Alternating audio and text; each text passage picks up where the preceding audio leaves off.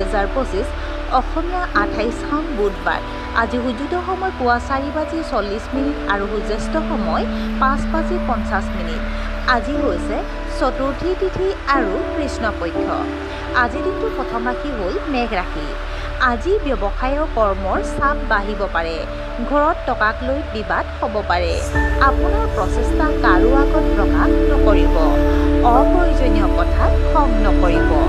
আত্মমূল্যায়নৰ বাবে কিছু সময় উলিয়াওক। খাদ্যৰ বিশুদ্ধতা আৰু পৰিষ্কাৰ পৰিচ্ছন্নতাৰ বিশেষ যত্ন লোৱা উচিত। বৃষ ৰাশি। ঘনিষ্ঠ আত্মীয়ৰ লগত আপোনাৰ আন্তৰিক সম্পৰ্ক থাকিব। ব্যৱসায়ীসকলে হয়তো ব্যৱসায়িক ভ্ৰমণলৈ যাব লাগিব। আপোনাৰ পৰামৰ্শত মানুহ আপ্লুত হ'ব। পুৰণি পৰিকল্পনাৰ জৰিয়তে আপুনি আৰ্থিক সুবিধা লাভ কৰিব পাৰে। বিতৰ্কিত বিষয়ৰ পৰা আপুনি সকাহ পাব। মিথুন ৰাশি। আজি কৰ্মক্ষেত্ৰত থকা বাধাবোৰ দূৰ হ'ব পাৰে। বাকী থকা কামবোৰ সম্পূৰ্ণ কৰাৰ বাবে আজি দিনটো শুভ হ'ব। আপোনাৰ কৃতিত্বত সন্তুষ্ট হ'ব। প্ৰতিটো বিষয়তে লাভ লোকচান চোৱাৰ পৰা বিৰত থাকক।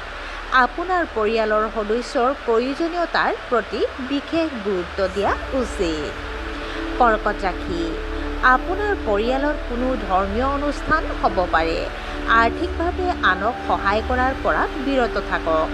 আপুনি আপোনাৰ প্ৰিয় খাদ্য উপভোগ কৰিব। আপুনি বহুদূৰ যাত্ৰা কৰিব পাৰে।